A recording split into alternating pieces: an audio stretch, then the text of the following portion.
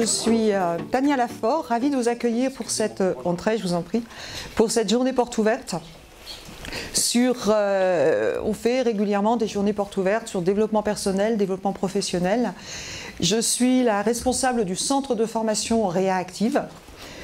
Je suis enseignante en PNL, en hypnose et j'interviens dans les entreprises et j'ai aussi un cabinet dans lequel je reçois des personnes pour différentes choses et notamment le stress, le burn-out, etc. Et effectivement, c'est une conférence à laquelle il y a pas mal de monde parce que je pense que pas mal de monde est concerné par le stress. Donc merci d'être là. Et je vous propose de vous présenter différentes données sur le stress, la gestion du stress. Ça va pour vous? Ok. Et donc, qu'est-ce qu'on va voir ensemble? J'ai 50 minutes pour essayer de vous en donner le maximum. Donc, on va voir qu'est-ce que le stress, on va voir les différents facteurs de stress. L'idée, c'est que vous puissiez vous reconnaître si vous êtes dedans. À chacun son stress, on verra qu'on peut être stressé pour des raisons complètement différentes. Est-ce que ça va quand je parle comme ça ou c'est pénible? J'ai l'impression que ça résonne. Ça résonne un peu? Et si c'est comme ça, est-ce que c'est mieux là? Ouais? Ouais, c'est mieux? Alors on va faire comme ça. On verra ensemble que chacun peut avoir son mode de gestion du stress et qu'il y a des choses sur lesquelles vous pouvez vous aider seul. Il y a des techniques que vous pouvez utiliser. Et il y a aussi des outils. Et j'ai l'intention de vous donner quelques outils. Des outils pour gérer l'émotionnel, des outils pour gérer le comportemental et des outils pour le cognitif. Alors ça va être chaud puisque j'ai 50 minutes pour faire tout ça. Je vais faire de mon mieux et je suis aussi l'auteur d'un livre qui se nomme « Surmonter le stress et l'anxiété » que vous aurez à votre disposition si vous le souhaitez. Voilà. Donc déjà, qu'est-ce que le stress? Alors le stress, c'est une réaction complètement physiologique de notre cerveau. Vous voyez ici un chat et une souris. Nous ne sommes que des animaux sociaux et nous réagissons comme des animaux. C'est-à-dire que notre partie du cerveau, qui est la partie reptilienne, limbique, va réagir comme si nous étions des animaux. Vous voyez par exemple un chat, une souris. Imaginez la souris voit le chat. Qu'est-ce qui se passe? Qu'est-ce qui se passe quand vous êtes stressé? Tout de suite, son cœur s'emballe. Ça va vous parler, j'imagine, quand vous avez du stress aigu. Son cœur s'emballe. La respiration est plus rapide. Allez-y, je vous en prie, bonjour. La respiration est plus rapide, le cœur s'emballe, elle peut avoir des sensations de chaleur, etc., etc. Les signes du stress aigu que vous connaissez tous, je pense. Et donc, qu'est-ce qui se passe? Pourquoi ce stress? Simplement parce que le cerveau va nous donner l'opportunité de mettre tout l'oxygène dans les membres utiles pour fuir ou attaquer. Vous êtes d'accord? Donc en fait, quand on a un coup de stress quelque part, le stress c'est une adaptation à l'environnement et donc notre corps met en place tout ce qu'il faut pour pouvoir surmonter ce danger. Et ça c'est ce qui se passe au niveau physiologique, donc vous avez tout ça au niveau physiologique, la pupille qui se dilate pour mieux voir les dangers, la salivation qui se bloque parce que ce n'est pas le moment de digérer, c'est le moment de fuir ou d'attaquer. Vous avez le cœur qui s'accélère, les bronches qui se dilatent, la digestion qui se bloque, parfois on a du mal à digérer bien entendu. Et puis bref, un tas de choses, on stimule la libération de glucose par le foie, donc le stress c'est aussi un élément qui peut faire grossir chez certaines personnes. Et bref, contraction de la vessie, bref, l'idée c'est, et l'adrénaline surtout qui va pousser le cœur beaucoup plus vite. Allez-y, je vous en prie.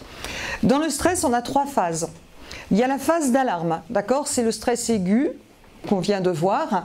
Et la souris, elle a du bol, puisque la souris, le chat s'en va, elle n'a pas notre partie du cortex préfrontal qui va la faire réfléchir.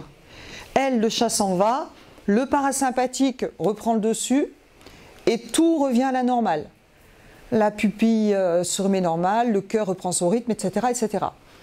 Eh bien, nous, l'être humain, on ne fonctionne pas pareil. On va se dire, oui mais le chat, s'il revenait, oui mais s'ils n'avaient pas fait ça, peut-être que le chat ne serait pas venu, etc., etc. Vous voyez de ce dont je parle, je pense. Et là, on est dans du stress chronique, vous êtes d'accord? Et nous, notre chat à nous, eh bien c'est quoi? C'est le dossier qui n'a pas été rendu dans les temps. C'est peut-être que mon enfant ne va pas réussir à l'école. Et alors, qu'est-ce qui va se passer? Et alors, on se met en stress pour des choses parfois qui n'existent pas. Est-ce que vous êtes tous d'accord avec ça? Ok? Et donc, l'idée, c'est de vous donner. Parce que si ça continue, si le stress continue, qu'est-ce qui se passe? Eh bien, vous avez donc la phase d'alarme, je viens de vous la décrire. Sachez que pendant la phase d'alarme, vous avez énormément de choses qui se passent au niveau physiologique.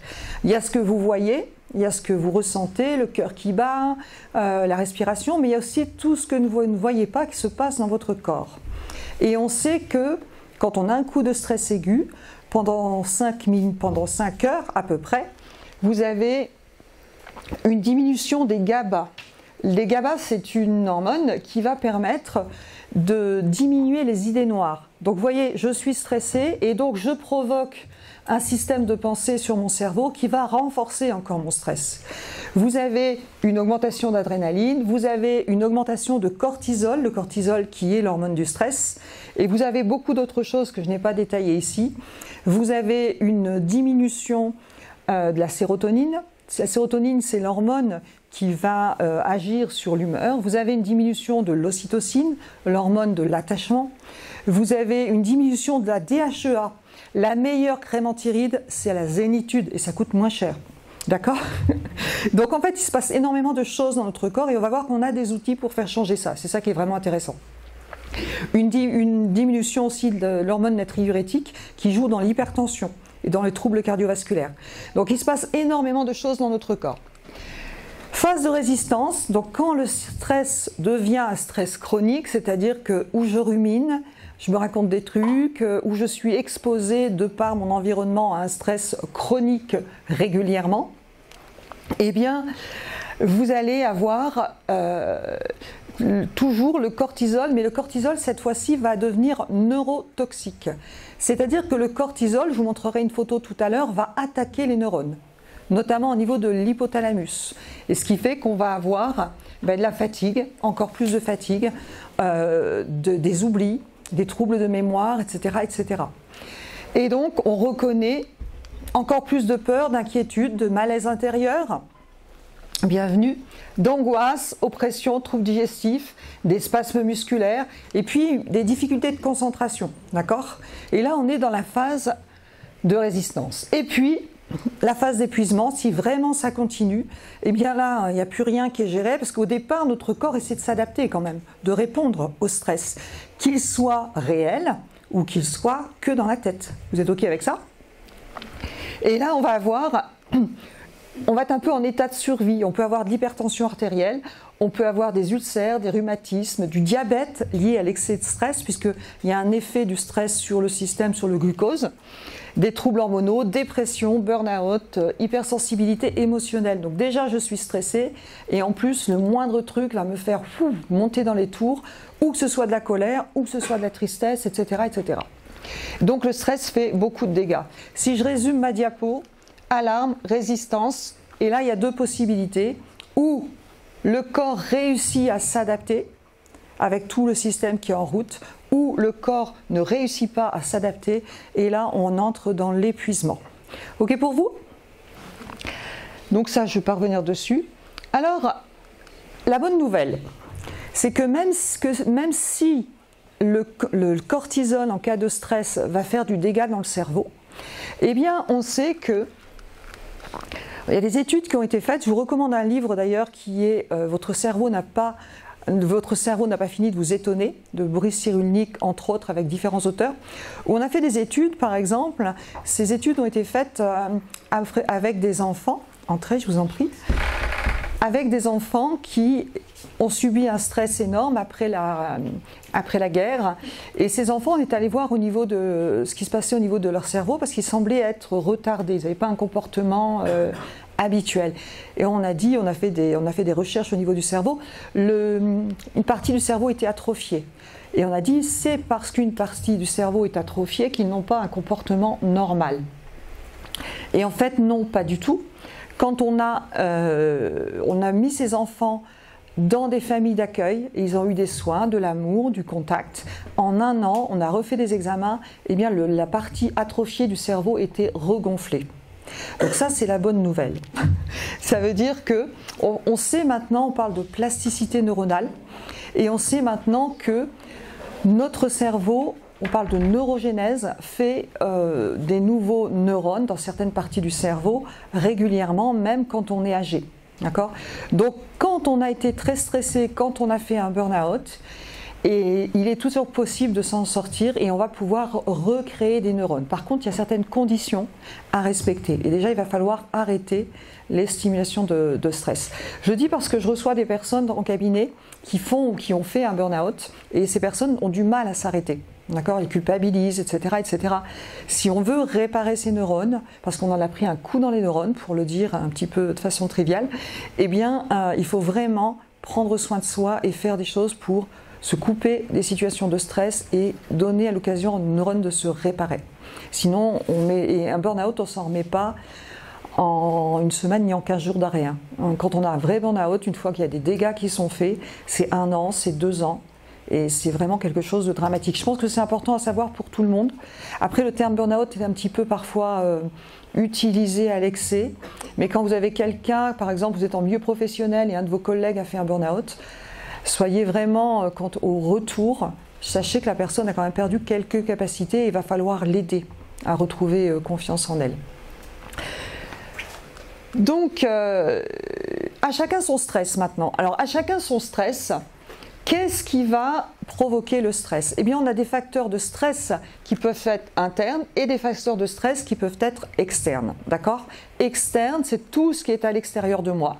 Ça peut être du bruit, l'environnement, ça peut être quelqu'un qui me met la pression, que ce soit dans la vie privée, dans la vie professionnelle. Ça peut être aussi une surcharge de travail. Quand on a fait toute sa journée, qu'il faut continuer en rentrant le soir avec les enfants, etc., etc., ça peut être aussi ça. Et puis, il n'y a pas que ça, il y a aussi là-dedans le stress interne. Qu'est-ce qui peut provoquer du stress interne? Eh bien, mes objectifs, qui peuvent être trop élevés, trop et pas adaptés, que ce soit au niveau professionnel ou au niveau personnel. Je veux être la maman parfaite. Je viens d'accoucher, ma fille vient d'accoucher, imaginez, il faut que tout soit nickel à la maison, il faut que bébé ne pleure jamais, il faut que j'assume la grande, le petit, que la maison soit nickel. Eh ben non, il y a des périodes de vie, c'est un peu le bazar, c'est pas grave. D'accord? On ne peut pas tout faire. Est-ce que vous êtes d'accord avec moi? Parfois, on peut avoir des objectifs trop élevés. On peut aussi parfois manquer de compétences. Je suis dans un domaine, je change de job, on me demande de faire, je dis n'importe quoi, des tableaux Excel avec des choses assez compliquées. Je ne sais pas faire et du coup ça me stresse. On peut aussi donc manquer de compétences. On va voir que nos interprétations peuvent être source de stress et vous comprendrez pourquoi. Et on ne fait qu'interpréter, c'est bien ça le problème. Quand vous allez voir comment fonctionne notre cerveau, vous verrez que c'est vraiment important et je vous donnerai un outil concret et pratique pour ça. L'alimentation, est-ce que vous mangez correctement? Alors on sait par exemple qu'un manque d'oméga 3, un manque de magnésium peut provoquer du stress. Donc l'alimentation est super important, ça a vraiment un effet sur l'équilibre. Les pensées, on le verra tout à l'heure, eh bien ce sur quoi vous focalisez vos pensées vont favoriser le stress. Et vous avez la télécommande à penser. Vous n'êtes pas obligé de penser à tout ce qui va mal dans le monde tout le temps, parce que là on est servi, de toute façon on n'a pas besoin d'y penser, à la télé nous le donne toutes les 5 minutes. Vous avez la télécommande à penser, vous avez la télécommande sur quoi est-ce que vous voulez focaliser votre attention. Est-ce que vous voulez focaliser votre attention sur ce qui va bien dans votre vie ou tous les jours systématiquement vous voulez regarder que ce qui ne va pas, la chaussette qui n'a pas été rangée, n'est-ce pas? Ça c'est ma vie. Le petit truc qui n'a pas allé. Peut-être cette personne ne m'aime pas, peut-être le regard des autres, etc., etc. Et on va voir qu'on a la télécommande à penser. Le corps, effectivement, quand on est malade ou quand on est fatigué, on peut être plus facilement sous stress. Un manque d'alignement. On va le voir ensemble, un alignement par rapport à mes valeurs, par rapport à ce que je veux. Bref, mon état de santé, bref, on peut avoir des facteurs de stress internes. D'ailleurs, il y a beaucoup de stress qui est lié à un facteur de stress interne. Alors, je vous présentais différents outils, je vous parlerai de la PNL. La PNL, pour ceux qui ne connaissent pas, veut dire programmation neurolinguistique. Ça veut dire qu'on est programmé quelque part dans certains comportements. Neuro parce que tout passe par le cerveau et nos 5 sens, et linguistique parce que les mots qu'on utilise ont un impact important et un mot ne veut pas dire la même chose pour tout le monde. Je parlerai, il y a une conférence en début d'après-midi sur communication et PNL, je vous invite, s'il y a encore de la place, à y venir, vous en comprendrez plus sur la PNL. Mais là, je vais revenir sur la notion de gestion du stress. Eh bien, ça, c'est un outil qu'on appelle la pyramide de Diels. Diels est la 2e génération de la PNL et c'est une logique de réflexion. C'est-à-dire, au plus bas de la pyramide, il y a mon environnement. D'accord ? Mon environnement, c'est tout ce qui n'est pas moi. C'est vous, c'est le patron, c'est les enfants, c'est la maison matérielle. Qu'est-ce qui agit sur mon environnement ? Eh bien, en général, mon comportement, ce que je fais, peut agir sur mon environnement. D'accord ? La façon dont je parle peut agir. J'ai par exemple, imaginez, alors je donne souvent cet exemple, imaginez j'ai un entretien d'embauche, eh bien l'environnement du coup c'est mon recruteur. La façon, mon comportement, c'est-à-dire la façon dont je me tiens, la façon dont je parle, vous êtes d'accord, va influencer mon environnement, va influencer mon recruteur. Est-ce que vous êtes tous d'accord avec ça? Ok. Eh bien, au-dessus, vous avez le niveau des capacités. Les capacités, c'est comment je fais, comment je parle, la façon dont je parle, donc c'est comment je parle. Est-ce que j'ai la capacité? Est-ce que par exemple mon recruteur est anglais? Je sais parler en anglais, il est français, est-ce que je maîtrise la langue française? Donc on a aussi une notion de capacité. Ici, au même niveau, c'est aussi les capacités émotionnelles. C'est dans quel état interne je suis, d'accord? Et vous êtes d'accord que si je suis hyper stressée, eh bien, parfois, mon comportement va changer. Vous êtes d'accord? On voit très bien, et même mes capacités vont changer. C'est le coût du stress. Vous avez appris parfaitement pendant vos études, j'en ai un futur psychologue, pendant vos études, vous avez appris parfaitement vos cours, et le jour de l'examen, il n'y a plus rien qui sort, c'est la passe blanche. Vous êtes d'accord? Eh bien, mon état interne va jouer sur mes capacités, qui va influencer mon comportement. Et au-dessus, eh bien, vous avez quoi? Vous avez vos croyances et vos valeurs. Mes croyances vont agir sur mes états internes, sur mes capacités.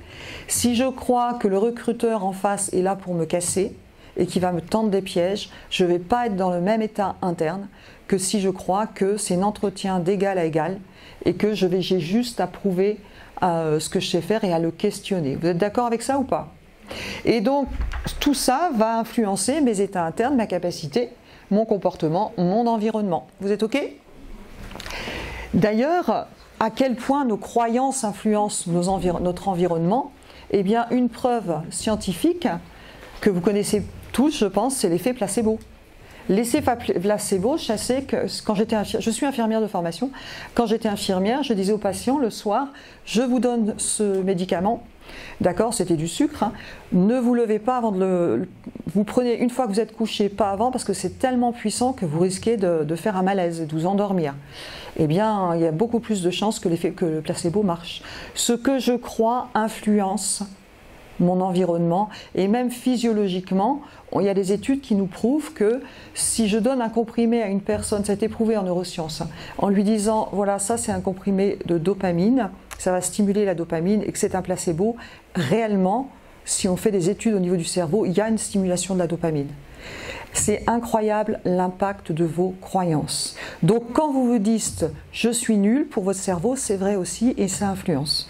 Toutes les histoires que vous vous racontez sur vous, je crois que j'y arriverai jamais, je crois que je ne suis pas capable, je crois que les gens me regardent tous et qu'ils sont mauvais, qu'ils vont avoir une mauvaise idée de moi, tout ça, ça joue sur vos états internes et sur vos comportements et sur votre stress. Est-ce que vous êtes tous d'accord avec ça?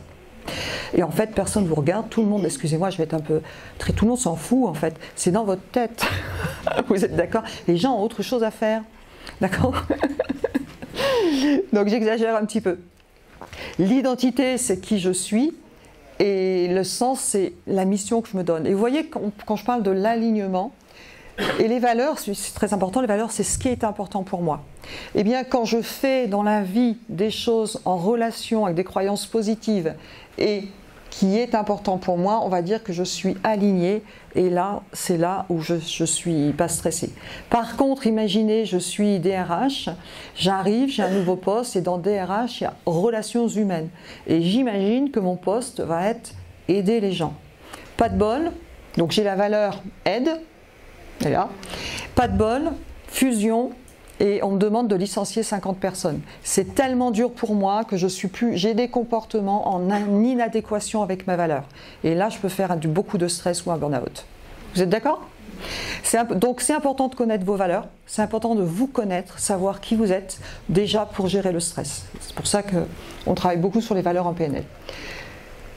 Alors, la première chose, du coup, pour faire face à cet environnement, changeant, eh bien moi ce que je constate, et ce que je constate tous les jours, et dès qu'on donne les bases PNL, les gens sont d'accord avec moi, il y a des choses qu'on devrait apprendre à l'école et qu'on ne nous a pas appris. Et donc, il faudrait à minima, on se rend compte que les gens qui réussissent, qui savent plus facilement rebondir dans les situations difficiles, ce sont des personnes justement qui sont au clair sur leurs valeurs, qui savent répondre à la question qu'est-ce qui est important pour moi à l'instant T. Et à l'instant T, c'est pas forcément à l'instant, à 18 ans, on n'a pas forcément la même valeur qu'à 30, qu'à 50. Ils savent en général gérer leurs états internes, c'est-à-dire je sais gérer mes émotions. Est-ce qu'on vous a appris ça à l'école à vous? Moi jamais. Hein. On va apprendre à gérer les relations, c'est-à-dire à communiquer, à faire passer un message, à entendre en évitant d'interpréter.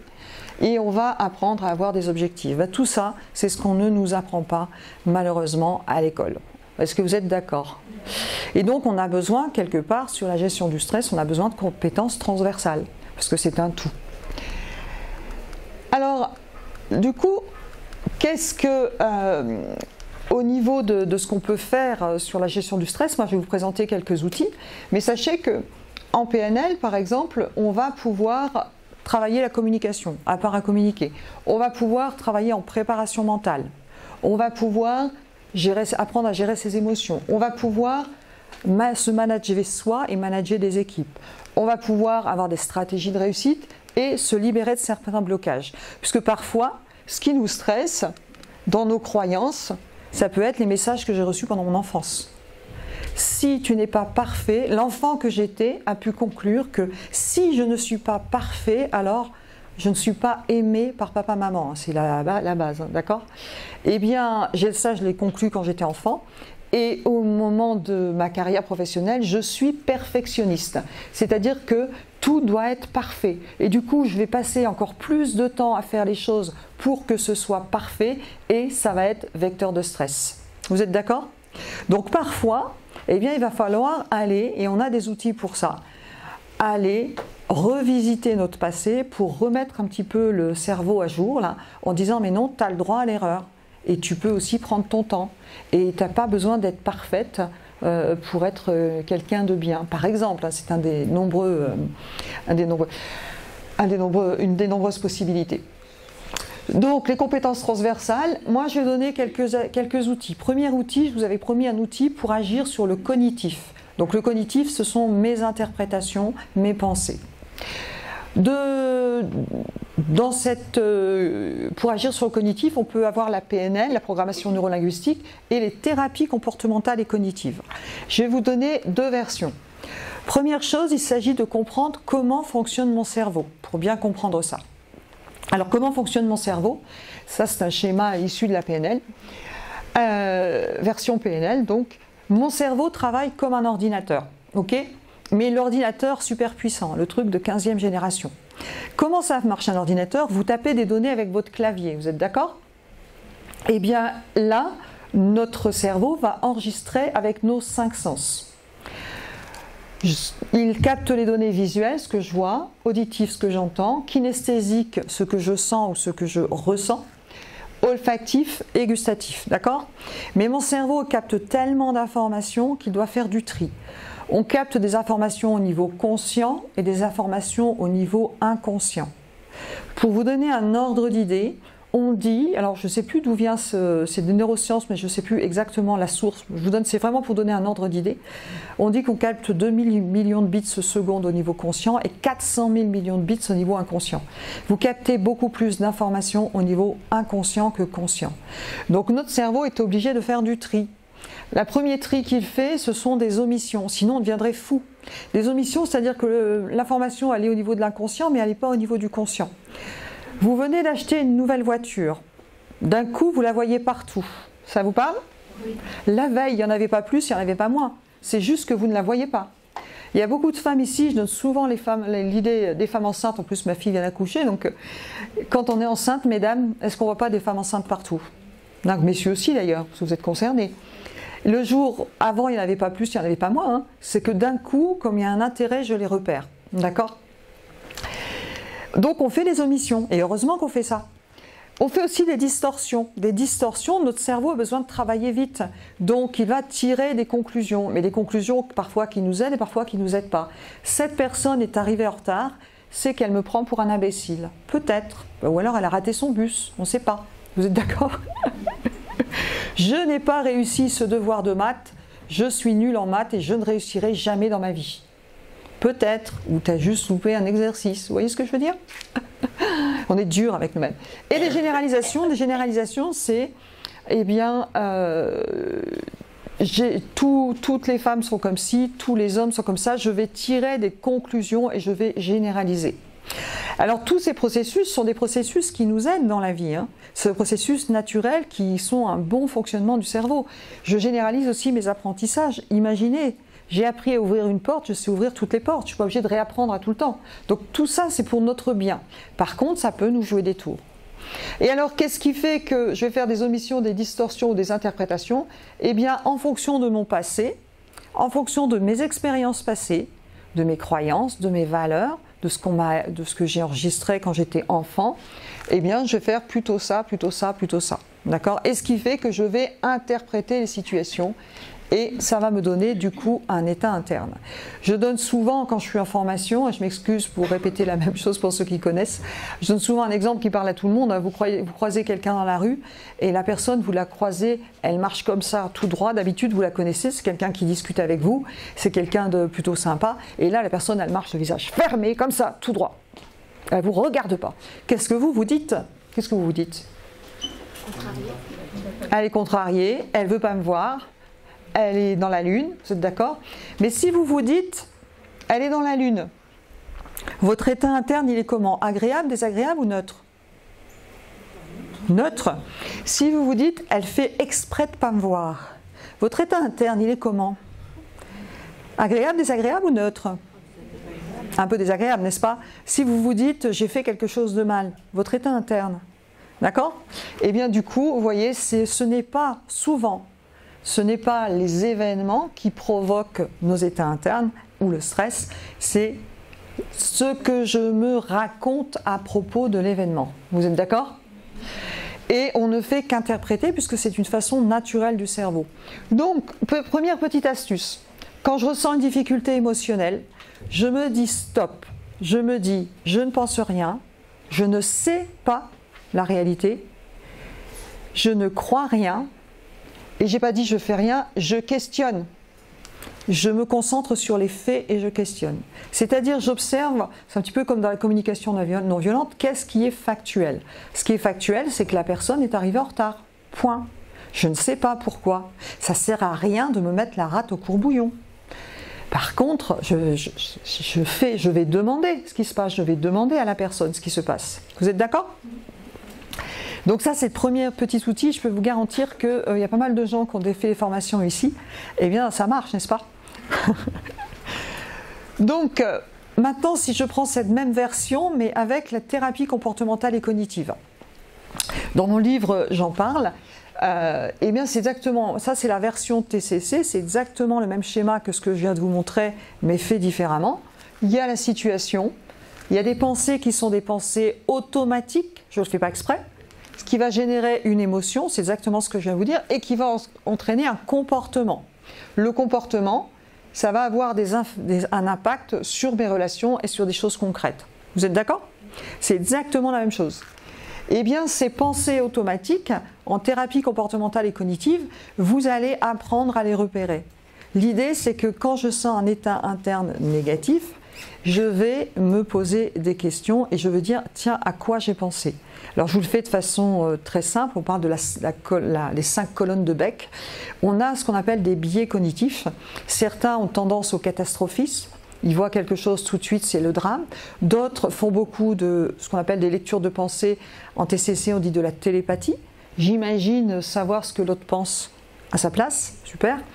Moi, je n'ai pas ce pouvoir, mais on tombe très facilement. J'exagère, mais on tombe très facilement. Le catastrophisme, la télépathie, la généralisation. Finalement, on retrouve, c'est un peu la même chose qu'on fait en PNL. Et là, le fait de dire stop, je ne crois rien, j'enlève tout ça, je me concentre sur les faits et je questionne. C'est une façon rapide de dire j'arrête de ruminer et je vérifie.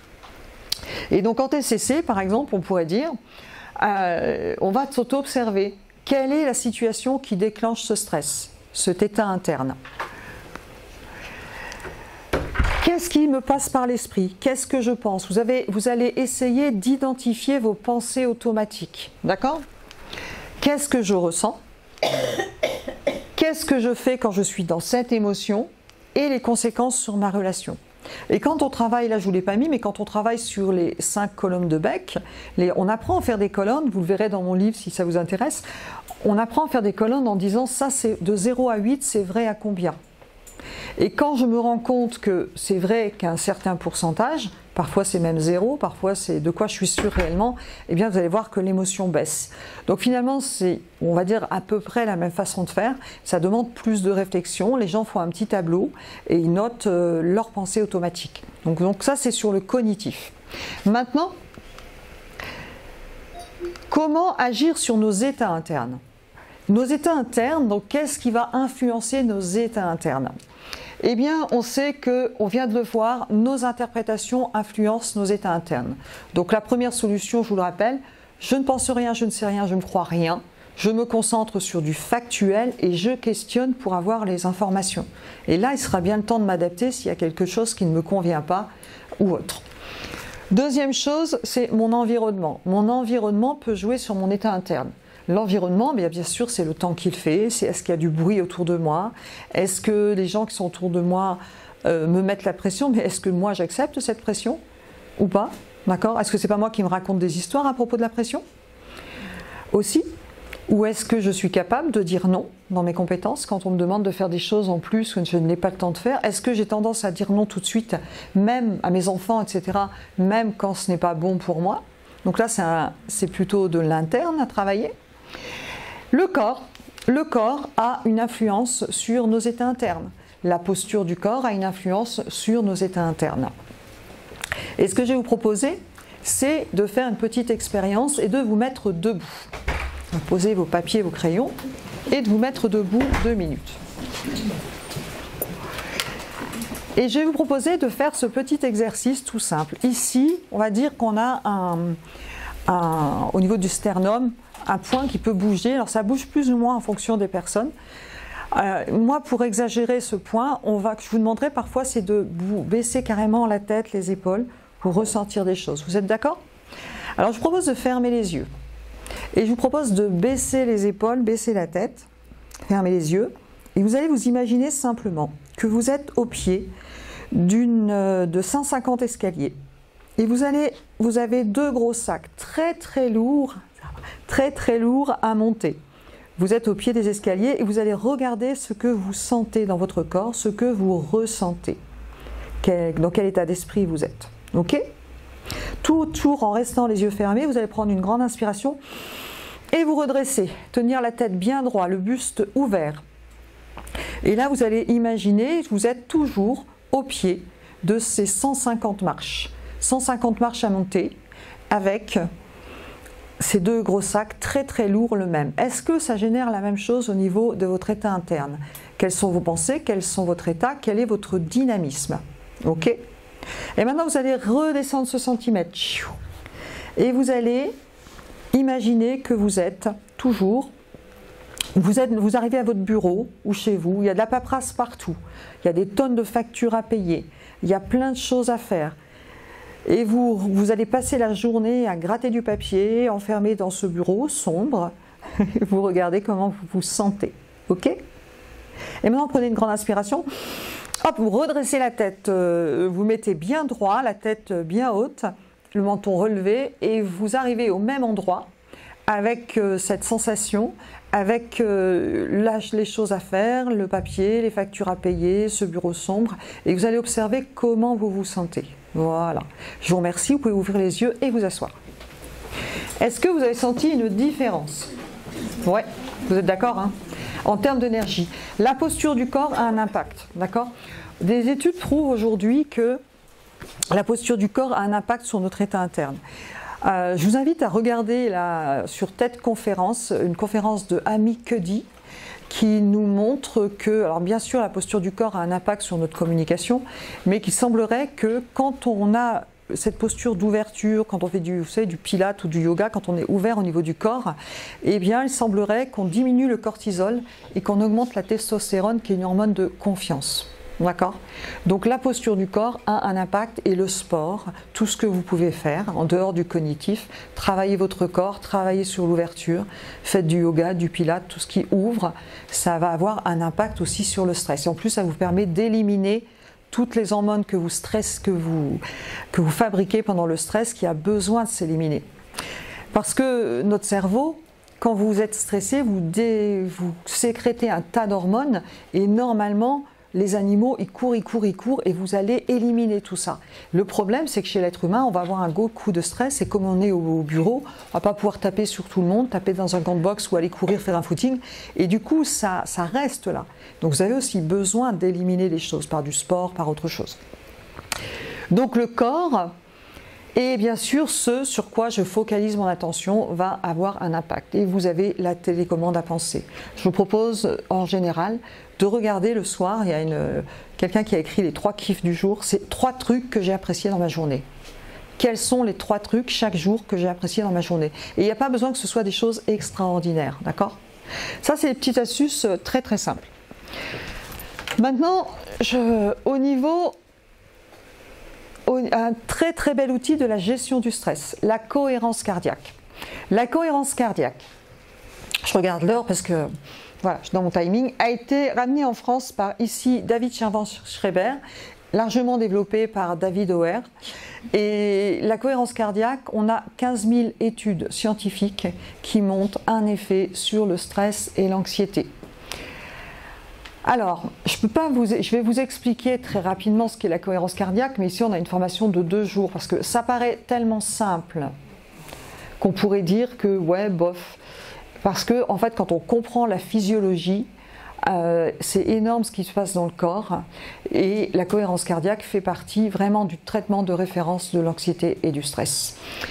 Donc, la cohérence cardiaque, c'est un état physiologique qui entraîne une modification de la courbe de variabilité cardiaque. Je vais vous faire ça de façon compréhensible pour tout le monde. Très simple. Dans notre corps, on a un équilibre entre le sympathique et le parasympathique. Je ne sais pas si j'ai mis là un truc. Ouais, ok. Notre système nerveux autonome, on a ce qu'on appelle le système sympathique. C'est celui qui est un peu un accélérateur. C'est celui qui va faire battre votre cœur plus vite, accélérer la respiration, etc., etc. Et on a un autre système qu'on appelle le parasympathique. C'est celui qui, on l'a vu tout à l'heure, qui fait réduire le rythme cardiaque, etc., etc.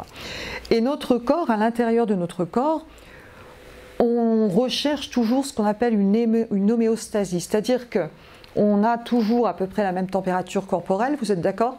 On doit avoir toujours à peu près une tension équivalente, toujours un pH au niveau du sang d'une certaine manière, et donc notre corps cherche à nous amener toujours c'est pour ça qu'on parle des constantes. Quand on est infirmière ou autre, on prend les constantes, c'est-à-dire la tension, la température, etc. Ça doit être à peu près constant, mais quand vous sortez dehors qui fait moins de 20, le corps doit bien s'adapter tout le temps.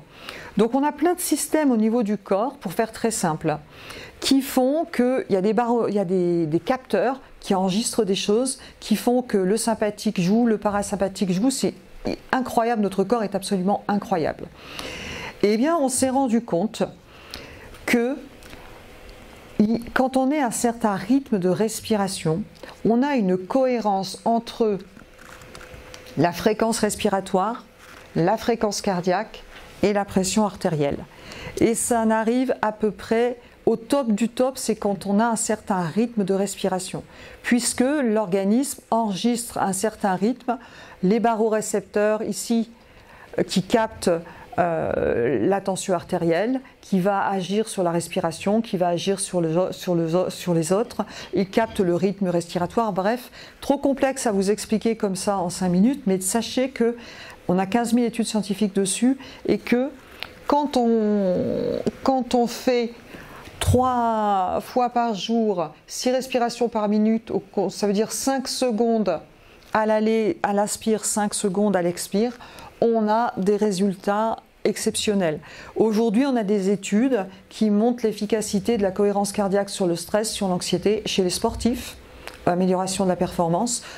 On sait que même quand je fais 5 minutes de respiration, j'inspire sur 5 secondes, j'expire sur 5 secondes, et bien même juste avant un examen, on a une efficacité sur les résultats à l'examen. Bref, et ça c'est quand même pas compliqué à faire. L'idée c'est j'inspire, j'expire, j'inspire, j'expire.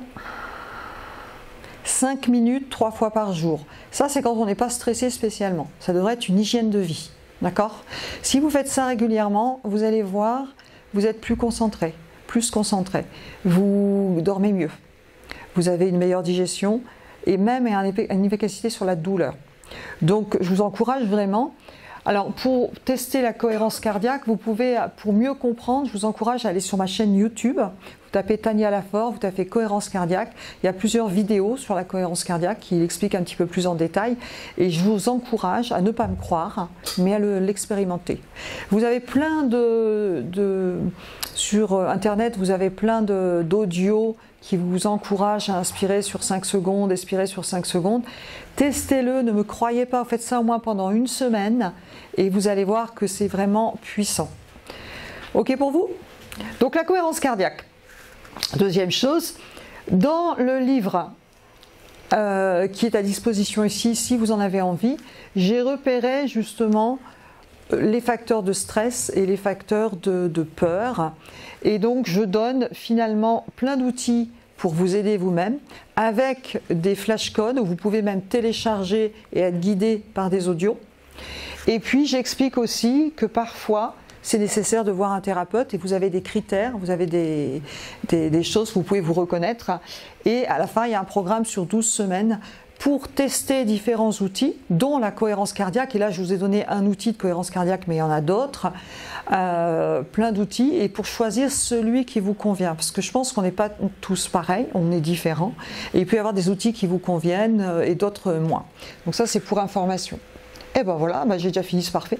Du coup, je vais passer un peu plus de temps sur la cohérence cardiaque alors. Donc la cohérence cardiaque, est-ce que... Non, je ne vais pas avoir le temps de brancher ma machine. En général, j'ai un logiciel où je peux enregistrer le rythme cardiaque de chaque personne pour et voir ce que ça fait au niveau des courbes. Donc on utilise beaucoup ce système pour montrer à la personne que vraiment le rythme respiratoire va avoir un impact à d'autres données. Donc ça c'est bien parce qu'on a un feedback. Maintenant, un exercice que vous pouvez faire aussi, qui va stimuler le sympathique. C'est simplement ça, je vous invite à le faire avec moi. Vous soufflez tout simplement. Je vais le faire d'abord une fois tout seul et après on va le faire ensemble. Vous allez souffler simplement. Vous inspirez ensuite sans prendre trop d'air. Vous bloquez la respiration en 4-5 secondes et on souffle à nouveau. On va le faire ensemble. Allez-y, je vous propose, fermez les yeux, vous commencez à souffler doucement, comme si vous soufflez dans une paille.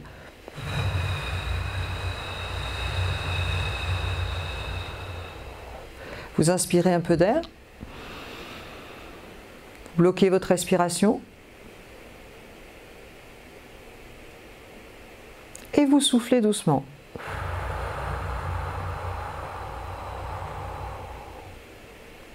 Quand vous faites cela, exercice très simple, vous musclez votre parasympathique. Le parasympathique, je vous rappelle, c'est celui qui va ralentir, qui va être très bon pour gérer le stress. Pourquoi? Parce que quand vous inspirez, vous bloquez votre respiration, ici vous avez des barorécepteurs qui enregistrent qu'il se passe autre chose, il y a un changement de pression artérielle. Et donc, il se dit, il se passe quelque chose et il va booster le parasympathique. Vous voyez que ça, c'est quelque chose, moi j'ai été formée par Charlie Kingy, psychiatre connu, quand on a des gens très très stressés qui ont du mal même à se poser 5 minutes pour respirer, eh bien on va leur demander de faire ça 20 fois par jour avant de passer à la respiration 5-5. D'accord? Et puis je vous propose maintenant de faire ce test sur la respiration, simplement 5-5. Ça vous va? Je vous propose de laisser vos yeux se fermer et puis je vais vous guider. C'est dommage parce que je n'ai pas pris mon téléphone avec mon appli, mais en général, moi j'utilise l'application Petit Bambou qui est gratuite sur la cohérence cardiaque. Vous réglez sur 5-5. Je vous laisse fermer les yeux. Vous allez inspirer tranquillement. Inspirez. Soufflez doucement par le nez. Posture droite si possible. Inspirez. 1, 2, 3, 4, 5. Soufflez. 1, 2, 3, 4, 5. Inspirez. 2, 3, 4, 5. Soufflez. 1, 2, 3, 4, 5. Inspirez. 1, 2, 3, 4, 5. Soufflez. 1, 2, 3, 4, 5. Inspirez. 1, 2, 3, 4, 5. Soufflez. Inspirez.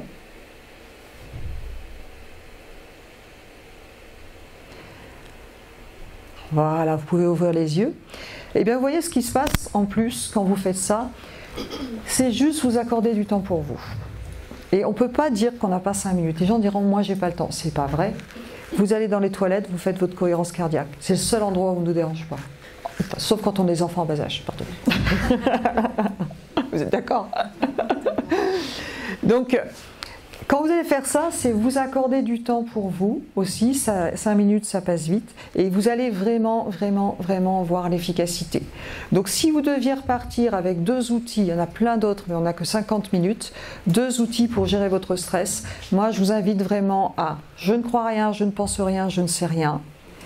Je me concentre sur les faits et je questionne. Donc, arrêtez les interprétations inutiles. Faire des choses en relation avec vos valeurs, ça c'est important. Regardez où est-ce que vous focalisez votre attention. Est-ce que vous êtes en train de voir tout ce qui ne va pas dans votre vie ou est-ce que vous êtes en train d'observer les choses qui vont plutôt bien? Faire du sport, vous tenir droit, ouvrir un petit peu tout ça. Et puis pratiquer la cohérence cardiaque. Et même quand on n'est pas stressé, il y a des effets très bénéfiques. Voilà. Eh bien, je vous remercie et on va passer aux questions-réponses. Alors, avez-vous des questions?